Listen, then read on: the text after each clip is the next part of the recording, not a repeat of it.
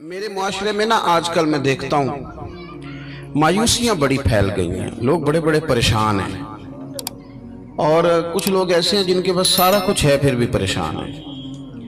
آزمائشوں نے ہمیں گھیر لیا ہے، جگہ جگہ ہم تکلیف میں ہیں، آزمائش میں، اور میں دیکھتا ہوں کہ وہ ڈپریشن اتنا زیادہ ہے، انجانا سا خوف ہے، پتہ نہیں کیا بن جائے گا۔ کچھ لوگ بلا وجہ سہمے ہوئے ہیں، میرے پاس پیسے کوئی نہیں، میں تھوڑا بیمار ہو گیا ہوں، میں کمزور پڑ گیا ہوں۔ یہ مایوس کوئی اور ہوتا ہے، رسول اللہ کے غلام مایوس نہیں ہوتے، حضور کے غلام مایوس نہیں ہوتے، بلکہ وہ بڑے مطمئن رہتے ہیں، اطمینان قلبی میں رہتے ہیں۔ وہ تو معاشرے کو اطمینان دیتے ہیں، سکون کی دولت آگے بانٹتے ہیں۔ آپ جب آہستہ آہستہ مایوس ہونے لگ جائیں گے، پیچھے تھک وہ بندہ نہیں جاتا جس کا جسم تھکتا ہے، تھک وہ جاتے ہیں جن کے اعصاب تھک جاتے ہیں، جن کا ذہن تھک جاتا ہے۔ جو لوگ فکری طور پہ کمزور پڑ جاتے ہیں نا، میں بیمار ہوں تو شاید کبھی تندرست نہیں ہوں گا، میں کمزور ہوں، غریب ہوں تو پتہ نہیں کبھی امیر نہیں ہوں گا، میں پتہ نہیں مطلب پیچھے میں نے رہنا ہے، یہ میرے ساتھ کبھی کوئی شاید وفا کرے گا ہی نہیں، ہم نا ذہنی طور پہ تھک جاتے ہیں۔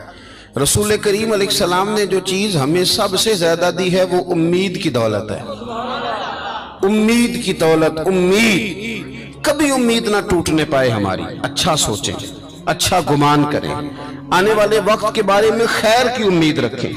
حضور مبشر ہے، خوشخبری دیتے ہیں، ہمیں نبی پاک صلی اللہ علیہ وسلم نے اٹھ کر جینے کا طریقہ بتلایا، حضور نے ہمیں خوش رہنے کے سلیقے بتائے۔ حضرت سیدنا معاذ بن جبل رضی اللہ تعالیٰ عنہ فرماتے ہیں، جب پیارے حبیب علیہ السلام نے مجھے یمن کے لیے بھیجا نا گورنر بنا کے، تو کئی نصیحتیں حضور نے فرمائی تھیں۔ ایک نصیحت حضور نے یہ فرمائی تھی کہ معاذ، لوگوں کو نا نفرت نہ دلانا، انہیں خوشخبریاں دینا، انہیں خوشخبری۔ ہم نے ایک دوسرے کو مایوس کرتے ہیں، او جی چھاڑو ہے، تم کتے جا، سارا کھیڑ پیسے دی، تیرے کو پیسے کوئی نہیں، تیرا کچھ بھی نہیں بن سکتا۔ ہم ایک دوسرے کو کہہ رہے ہوتے ہیں سارا پنڈ مار جائے، ماڑے دا بچہ چودھری نہیں ہو سکتا۔ بھئی آپ کمزور باتیں خود بھی کرتے ہیں، لوگوں کا دل بھی آپ توڑتے ہیں۔ آپ لوگوں کو امید دلائیں، ان کو آگے بڑھنے کا شوق دیں۔ بہت گناہگار آدمی، بہت، میرا مالک جب چاہے، جس کو چاہے، جس وقت چاہے اور جس وقت وہ چاہے، کسی لتھڑے ہوئے کو اٹھائے، توبہ کی توفیق بھی دے اور اپنا قرب خاص بھی عطا فرمائے۔ حضرت ابو دردہ رضی اللہ تعالیٰ عنہ فرماتے ہیں، میں حضور کی بارگاہ عالی مرتبت میں حاضر تھا، تو نبی پاک صلی اللہ علیہ وسلم نے ہمیں آیت پڑھ کے سنائی، وَلِمَنْ خَافَ مَقَامَ رَبِّهِ جَنَّتَانِ، جو اللہ کے سامنے کھڑے ہونے سے ڈرے گا، رب اسے 2 جنتیں عطا کرے گا۔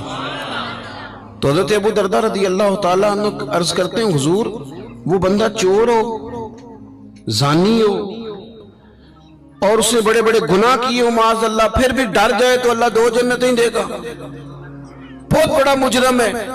یہ کچھ لوگ میری طرح کے ہوتے ہیں نا نیک، وہ کہتے ہیں جنت میں نے جانا ہے، کسی اور کو نہیں جانے دینا، وہ بھی طے کر لیتے ہیں، کہتے ہیں سوال ہی نہیں پیدا ہوتا، یہ تو میرا ذمہ ہے۔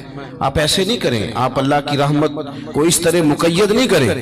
اور ہمارے کئی دفعہ میں نے دیکھا ہے کہ یہ نیک لوگ کسی کے بارے میں بات کر رہے ہوتے ہیں تو وہ اصلاح کی نہیں، وہ یوں لگتا ہے کہ جیسے بڑا حقیر سمجھ کے کسی کو تبلیغ کی جا رہی، یہ انداز درست نہیں ہے۔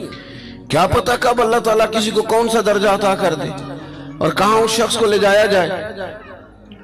تو حضرت ابو دردہ رضی اللہ تعالیٰ عنہ نے ہماری یہ مشکل حل کر دی۔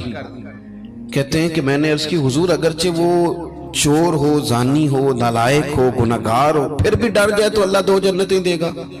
تو حضور نے فرمایا، ہاں اگر صحیح معنی میں ڈر گیا تو رب 2 جنتیں ہی عطا کرے گا۔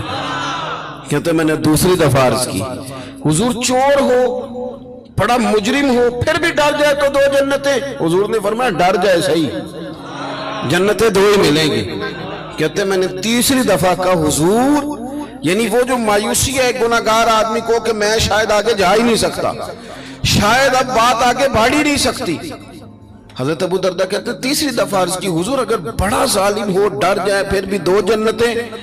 تو کہتے ہیں حضور نے فرمایا اگرچہ ابو دردہ کی ناک خاک آلود بھی ہو جائے نا، یعنی تو زمین پہ بھی اپنی ناک رگڑے، تو پھر بھی جو بندہ صحیح معنوں میں ڈرے گا اسے مایوس نہیں ہونا چاہیے، رب اسے 2 جنتیں عطا کرے گا۔ हुजूर ने हमें खुशखबरी दी आगे बढ़ने। हम जब बैठते हैं ना तो गलतियां डिस्कस करते हैं, कोताहियों पे गुफ्तगू करते हैं। हम अपने दोस्तों की, रिश्तेदारों की, गली मोहल्ले वालों की गलतियां, फिर थोड़ा आगे बढ़ते हैं तो हम सियासतदानों की गलतियां, ताजरों की गलतियां, फिर थोड़ा और आगे बढ़े तो फिर मौलवियों की गलतियां। फिर जब हमारा दिमाग चला तो जिस बेचारे आदमी को सही तरीके से कुछ लफ्ज जुमले भी नहीं कहने आते, वो मशाइख की गलतियां नोट कराता फिरता है। बड़ी बड़ी दूर लोग निकल जाते हैं, दूर। आप ये काम नहीं करें। इस तरह तो ये लगेगा कि इस माशरे में अच्छा बंदा ही कोई नहीं, सारे लोग ही बुरे। इस तरह तो फिर लोगों का एक दूसरे के बारे में दिल सख्त हो जाएगा, रवैये कठिन हो जाएंगे हमारे। हाँ, एक दूसरे की जो देखिए ना, हुजूर ने क्या फरमाया, फरमाया उसकुरु महासिना मौताकुम। तुम में से जब कोई बंदा दुनिया से जाए तो उसकी अच्छी अच्छी बातों का जिक्र करो। उसकी जो इसका मतलब ये है कि हर बंदे में कोई अच्छी बात है ना। हुजूर ने फरमाया अच्छाइयों का जिक्र करो, तुम जमीन पर अल्लाह के गवाह। आप अच्छी बात लेके आएंगे, खुशखबरी, और बड़ी जल्दी घबरा नहीं जाएंगे कि ये लोग सही हो ही नहीं सकते जी, पाकिस्तान का कुछ नहीं बन सकता जी, ये इस यहाँ के लोग नहीं। भैया आपने कैसे बात कर दी, इतनी जल्दी आप इतनी दूर निकल गए। हजरत ज़ैद बिन हारिसा रज़ी अल्लाह तआला अन्हु फरमाते, मैं ताइफ के सफर में हुजूर के साथ था। मक्के वालों ने बात नहीं मानी, हुजूर को बड़ा परेशान किया, तो महबूब पाक का इरादा एक करम हुआ कि मैं ताइफ जाके ना लोगों को दीन की बात बताऊं। हुजूर ताइफ तशरीफ ले गए। आप गौर करेंगे कि सब लोगों ने पत्थर मारे, इतने पत्थर मारे कि लहू लुहान कर दिया, पूरा वजूद तकलीफ में। हुजूर वहां से बाहर निकले।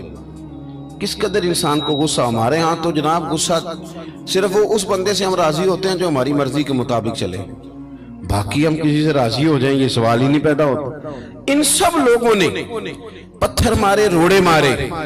करीम महबूब सल्लल्लाहु अलैहि वसल्लम एक बाग में तशरीफ फरमा हुए, पानी पिलाया। जनाब ज़ैद बिन हारिसा कहते हैं, मैंने अर्ज की हुजूर इन्होंने बड़ा ही तकलीफ दी है, बड़ी अज़ियत दी है, दुआ करें ये बर्बाद हो जाए, दुआ करें। और मैंने बड़े दर्द से कहा।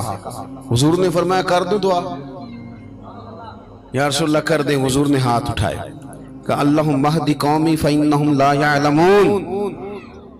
अल्लाह मेरी कौम को हिदायत दे दे, इन्हें पता ही नहीं ये क्या कर रहे हैं। इस तरह इंसान बच्चे के बारे में नहीं कहता कि इसे पता ही नहीं, अभी लाशऊर है, अभी तो नादान है। फरमाया ए अल्लाह इन्हें हिदायत दे दे, इन्हें पता ही नहीं ये क्या कर रहे हैं, इन्हें खबर ही नहीं। कहते मैंने अर्ज की हुजूर आप दुआ कर रहे हैं और इन्होंने इतनी तकलीफ दी, अब मेरे नबी पाक की उम्मीद देखना, हुजूर की दी हुई उम्मीद देखना।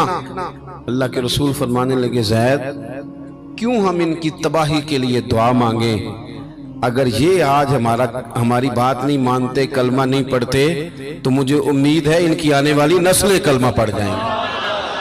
अगली नस्ल से उम्मीद लगा लेते हैं, आगे बढ़ जाते हैं, थोड़ा आगे निकल। मायूस हो जाना, परेशान हो जाना, कमजोर पड़ जाना, काम छोड़ जाना, ये थके मांदे लोगों का तरीका है। ये उन लोगों का तरीका है जो माशरे के अंदर लोगों को पीछे की तरफ धकेलते, आगे लेके जाना लोगों के अंदर ये शऊर बेदार नहीं करते। हुजूर ना बात करते। ये नौजवान जरा मेरी बात सुने, आपने ना, चूंकि अल्लाह ने जवान ज़हन दिया होता है, आपने ना बहुत सारे लोगों को ताज़ा रखना है। आप जब डिस्कस करते हैं ना, सारा महकमा ही बुरा है जी, फलाने भी बुरे, सेहत वाले भी बुरे, वापडा वाले भी बुरे। तो वापडा वाले कौन है? मैं और आप नहीं, हम में से लोग नहीं सारे। महकमा सेहत में कौन है? हम में से लोग नहीं। पुलिस में कौन लोग हैं? हम में से ही नहीं। हमने अपने आप को ठीक करना शुरू करना है तो बड़ी सारी चीजें सही हो जानी।